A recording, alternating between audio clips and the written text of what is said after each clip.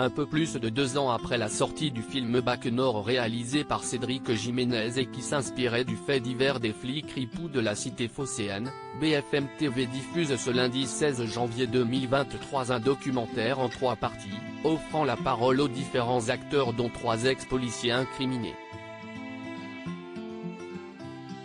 Une première.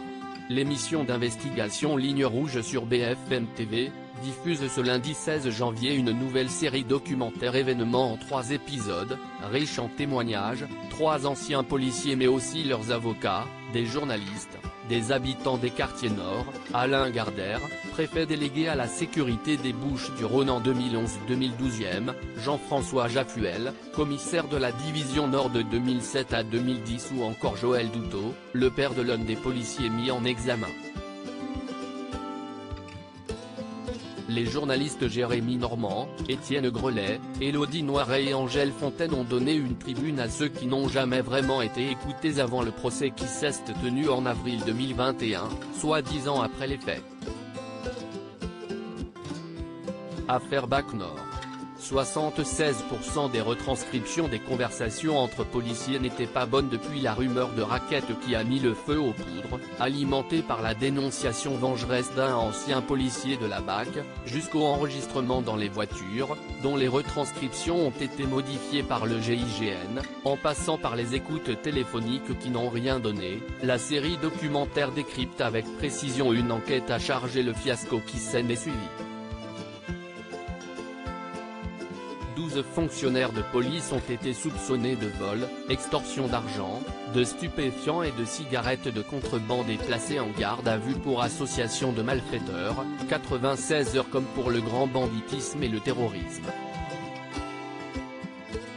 Pourtant, le dossier ne repose que sur des rumeurs et des écoutes qui seront remises en cause, notamment grâce au travail du père de l'un des policiers incriminés. Ce dernier se rend compte des incohérences dans les retranscriptions. 76% des documents n'étaient pas bons, d'après le travail d'un laboratoire scientifique qui a pu isoler les bruits parasites. Ainsi sens, le produit pour voir s'il est frais, est devenu prend 500, sous-entendant un partage de butin. Et Virgile Reynaud, avocat de 4 policiers d'analyser les écoutes, dans ce dossier, CIST comme Leiden dans les dossiers criminels. CIST la reine des preuves. Sans ça, il n'y a plus rien.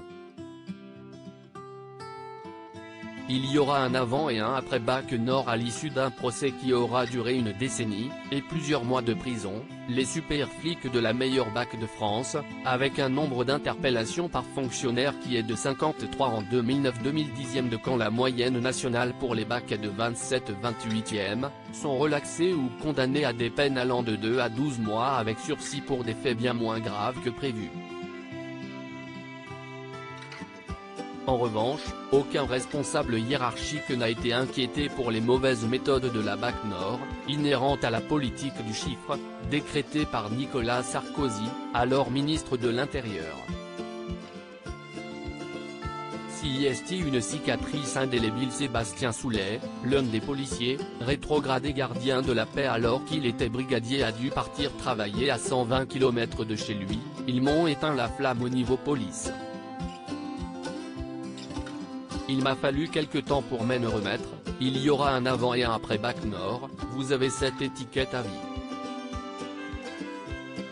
Un de ses collègues, qui a souhaité garder l'anonymat, de poursuivre, CIST terrible pour un policier de se retrouver en prison avec des gens que vous avez envoyés en prison.